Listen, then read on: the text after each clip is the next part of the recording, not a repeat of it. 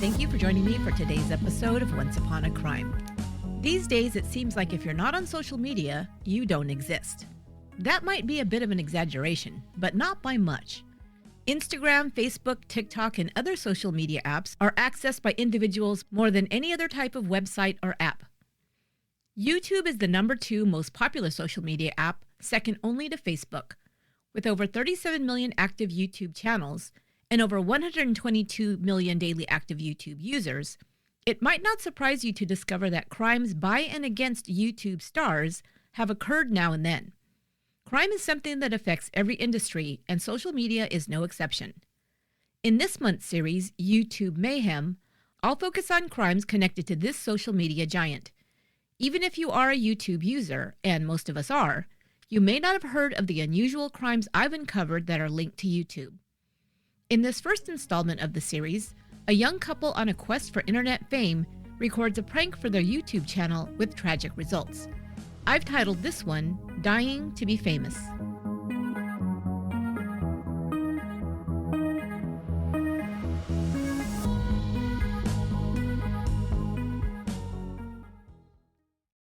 Humans have an innate need to connect with others, and social media is one way to fill that need.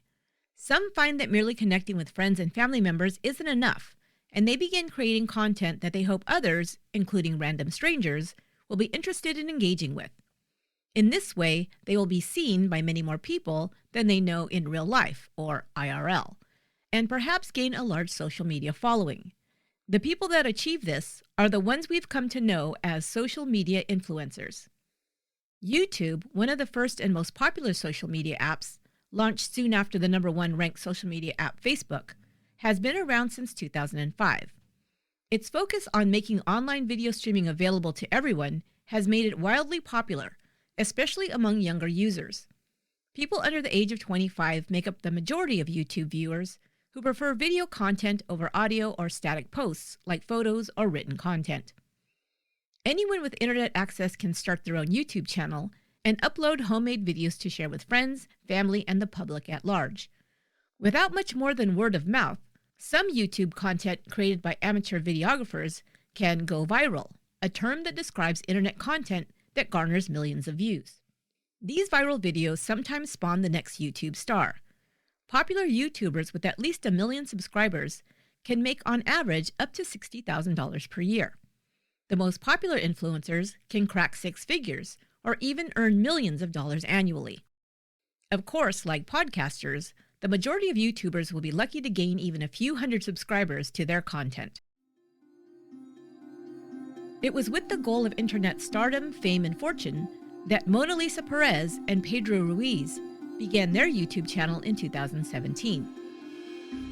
The young couple living in Halstead, Minnesota, had been dating for 6 years and had 1 child together, a girl named Aaliyah. In the winter of 2017, 19-year-old Monalisa was pregnant with the couple's second child. She and Pedro first became parents when she was just 16 and he 19. Monalisa began her YouTube channel in March of 2017, in part to document her life as a teen parent. She titled it La Monalisa and described the channel as the real life of a young couple who happen to be teen parents. Monalisa's videos documented slices of family life with her 3-year-old daughter and her boyfriend Pedro. Pedro had been part of Monalisa's life since the time they first met when she was just 14. Monalisa and Pedro were practically inseparable, and their relationship would be featured prominently in the videos they made together. The first videos posted to the La Monalisa channel were all recorded with the couple's cell phones, as the majority of them would be. They depicted typical days in the life of Monalisa and Pedro as they navigated adult life, doing chores, caring for their daughter, and shopping together. Pedro was a big fan of the reality comedy television show Jackass, which featured a mostly male cast whom viewers watched carry out increasingly outrageous pranks and stunts. The original television series, which debuted in 2002, would spin off into a franchise of television specials and films that continues today. In just box office receipts alone, the franchise has earned over $60 million. Jackass became controversial and highly criticized for its crude and dangerous stunts. Parents were especially concerned that some of the most harmful stunts would be emulated by children. Some of these stunts, with equally sensational names, included the fish hook, where cast member Steve O pierced his cheek with a giant hook and jumped into the ocean. And then there was California bobsledding, where several cast members careened down a steep hill in a shopping cart. These segments were actually some of the more tame stunts performed on the show. Pedro Ruiz, born in 1995, was just a child when the show debuted, and like many young boys, he loved to watch the adrenaline-fueled and reckless pranks and stunts that Jackass presented. Now with a YouTube platform of his own, he dreamed up pranks he and his girlfriend could perform together. What started out as innocent fun to gain internet followers became an obsession that quickly spiraled into a tragedy waiting to happen.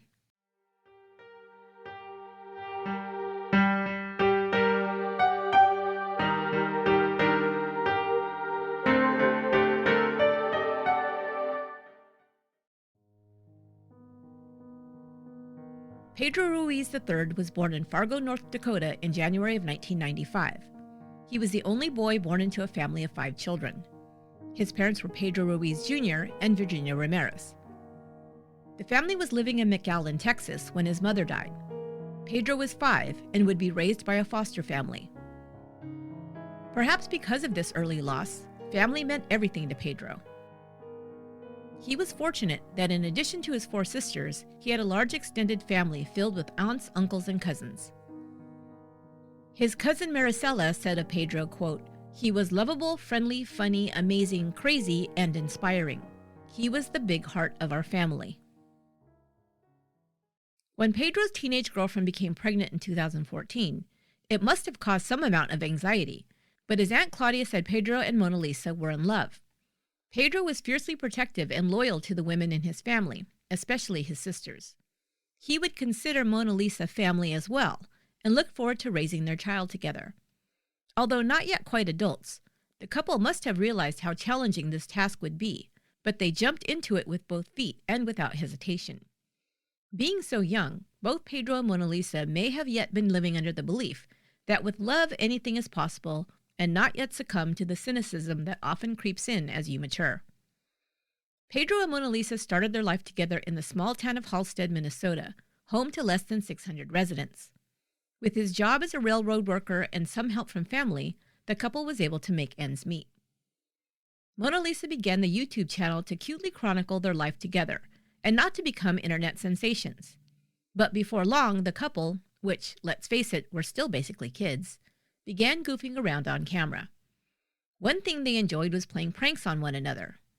One of them would set up their cell phone camera to catch the reaction of the other to being pranked. The videos would then be uploaded to YouTube for the enjoyment of viewers.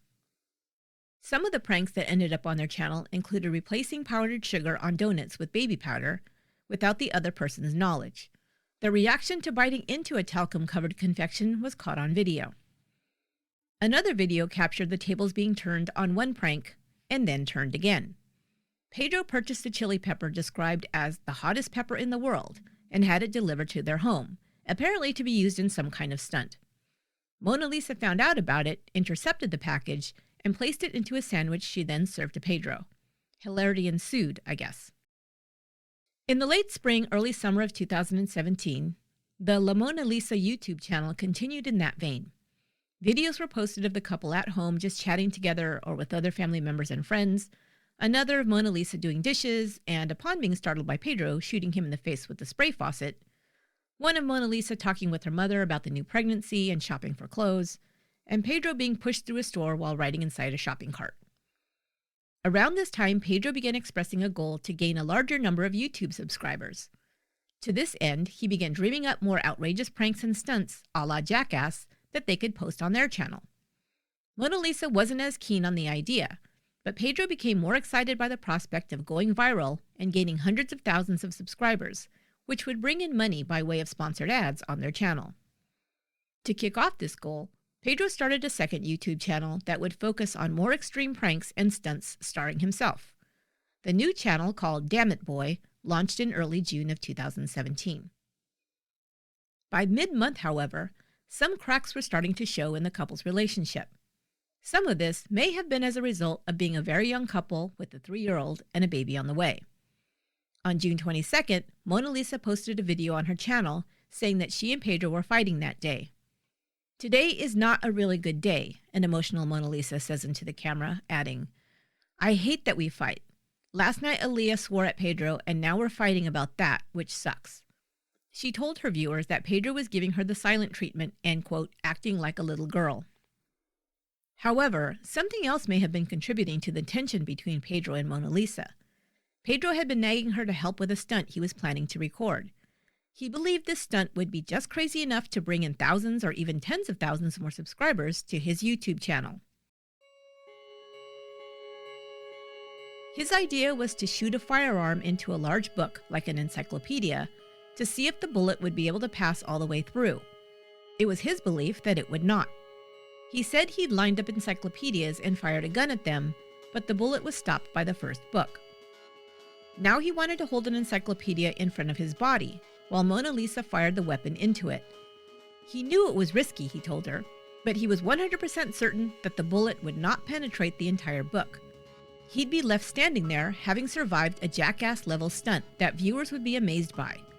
He just knew this would cause the video to go viral, making them overnight internet sensations. Monalisa thought he must have been joking, and when she discovered he wasn't, she thought the idea way too risky and ridiculous to actually attempt. Still, Pedro continued to harp on the subject, which may have contributed to the tension between them in early June. But Monalisa would later admit she usually let Pedro get his way in the end. Having met him when she was barely out of childhood, and he was almost 18, she said he was, quote, very impressive to me. In her description of the dynamic between the two of them, Pedro comes off as a Svengali-like figure. Quote, "He literally molded me into the person he wanted me to be," she states. She then goes on to admit, "This sounds really weird, but I looked at him like my king. Anything he said, I'd be like, okay, I'll do it." Fairly or not, she would also describe Pedro as manipulative, saying that if she didn't do what he asked, he would, quote, tell me, "You're not good enough," or "I can go find someone better than you," end quote. On June 25, 2017, Pedro Ruiz posted a video on YouTube talking to his viewers. "I'm borderline crazy," he said. "I just love the adrenaline, near-death experiences. I hope I capture all my audience like that," he says, snapping his fingers. "I hope with everything I do, you guys can just be hooked and watch until I fail," end quote. He then describes the Bulletproof Challenge, the stunt he was planning to perform in his next video. He laid out how it would be set up, with him holding the book and his girlfriend firing the weapon. He told viewers that Monalisa was, quote, "the most trustworthy person I know." But then he jokes that if he fails, at least he'll, quote, "go out with a bang."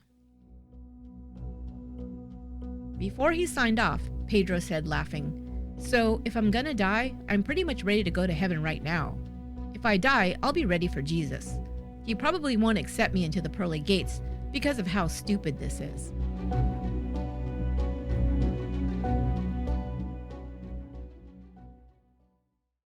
On June 26th, in the last video posted to YouTube and Monalisa's Facebook page, the couple recorded attending a local fair with their daughter.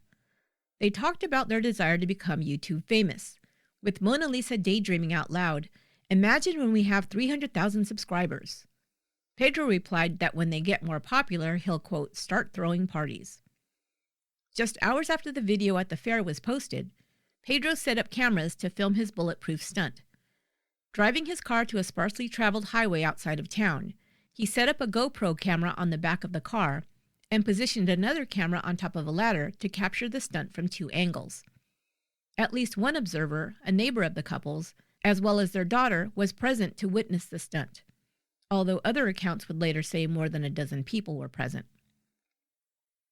Monalisa still did not want to go through with the stunt, but she was running out of ways to refuse, and finally seemed resigned to helping Pedro. She tweeted, "Me and Pedro are probably going to shoot one of the most dangerous videos ever."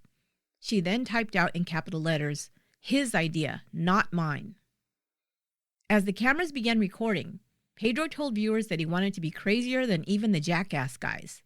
He then said, "If I fail, I want to die trying." The video records him picking up a book about 2 inches thick with a crudely drawn target on the front cover. Printed on the cover are also the words, "Please hit here," with an arrow pointing to the bullseye. As a final explanation, Pedro states, "The point of the video is, I just really want to see if a .50 caliber bullet can go through a book." The next thing heard in the video is Monalisa's voice. She says, "Babe, I'm not doing this. I can't." Pedro continues to urge her to pull the trigger, but she is still unwilling and appeals to her boyfriend to see reason. "Babe, if I kill you, what's going to happen to my life? Like, no, this isn't okay," she pleads. "I don't want to be responsible." Pedro insists, saying, "You won't. As long as you hit the book, you'll be fine. Come on," Pedro states, urging her to hurry.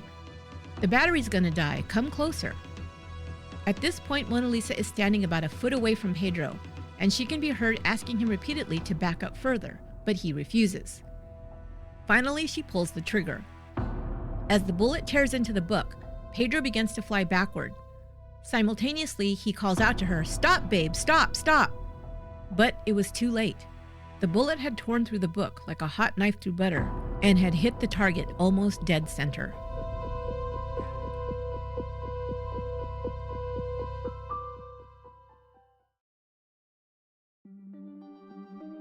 A 911 operator answered a call that came in just after 6:30 p.m. on June 26, 2017. On the other end was a young girl, breathless but coherent. She reported that her boyfriend had been shot. "We were doing a YouTube stunt and it went wrong," she told the operator. "He wanted to see if I could shoot his gun in a book, and it went and shot him, and it's all on recording. Oh my God, he's going to die," Monalisa says, the reality of the situation finally sinking in. The operator asked whether Pedro was breathing, and Monalisa answered that her cell phone had died and she was inside on a landline making the 911 call. The operator told her that an ambulance was on its way and asked her to go outside and check on Pedro. She returned after just a couple of minutes, now sounding much more panicked. "Oh my God, he's dead. He looks like he's dying, ma'am. He's all blue. Please hurry up. He's dying." An ambulance and a medevac helicopter arrived just minutes later.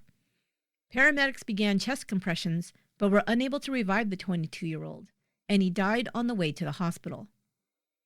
The 19-year-old pregnant mother was arrested and booked into the Northwest Regional Correctional Center on suspicion of reckless discharge of a firearm.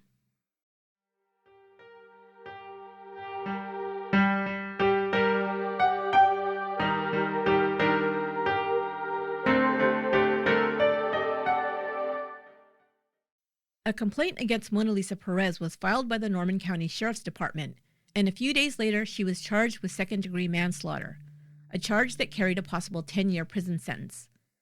After being sentenced, she was released on $7,000 bail.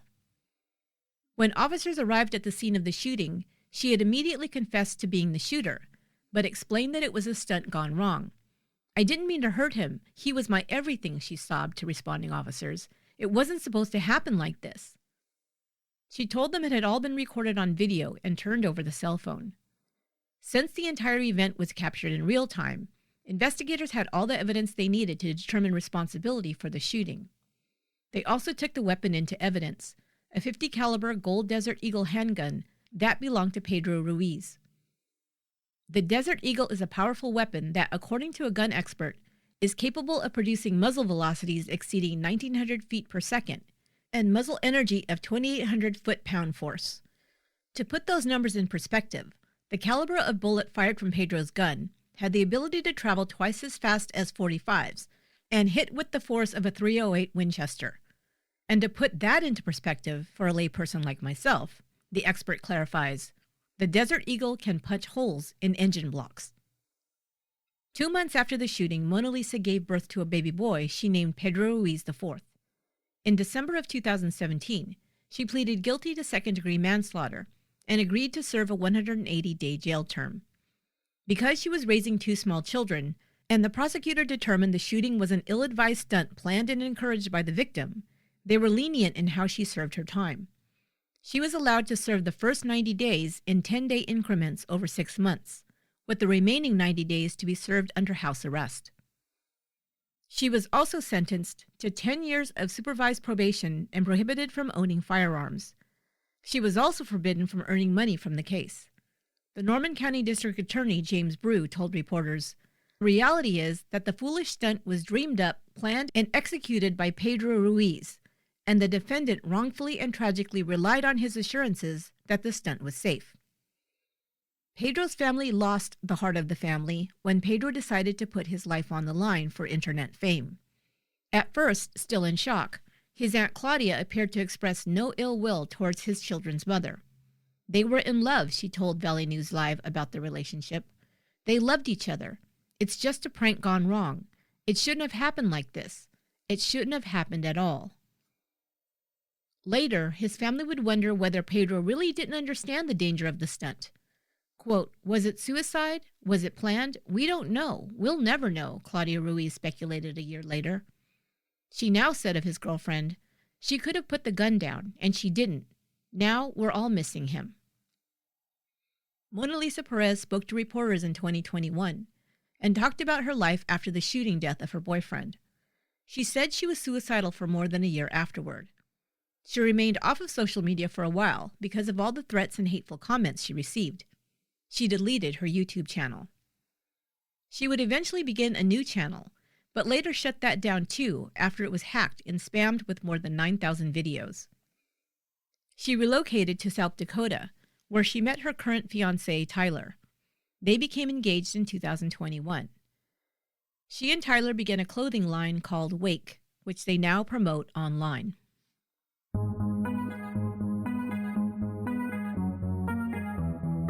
That will do it for this episode of Once Upon a Crime.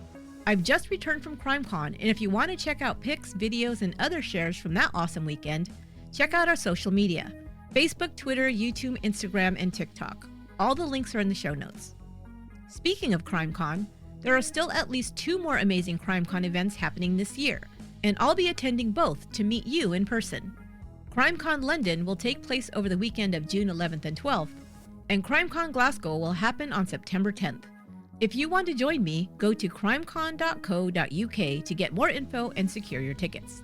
Use my offer code ONCEUPON22 for both events to get your discount. I want to thank all our new Patreon supporters. You guys rock. We're getting so close to a goal I set a long time ago, 500 members. When we hit that number, I've promised to hold a live show at the world-famous Winchester Mystery House in San Jose, California. Who knows, I might even invite some special guests. So if you want to help make that happen, and you're not a Patreon supporter yet, go to patreon.com/onceupon-a-crime to check out all the membership tiers and perks. Starting at just $2 a month, you can get ad-free early release episodes, as well as bonus episodes, merchandise sent to you, and more. If you're already a Patreon member, thank you. Please suggest to your friends who are listeners of Once Upon a Crime to become a member and join the fun. Once Upon a Crime is written and produced by me, Esther Ludlow. My research and production assistant is Lorena Garcia. Special thanks to Studio 71 for their support, including the final audio mix for this episode. Until next time, be good to one another.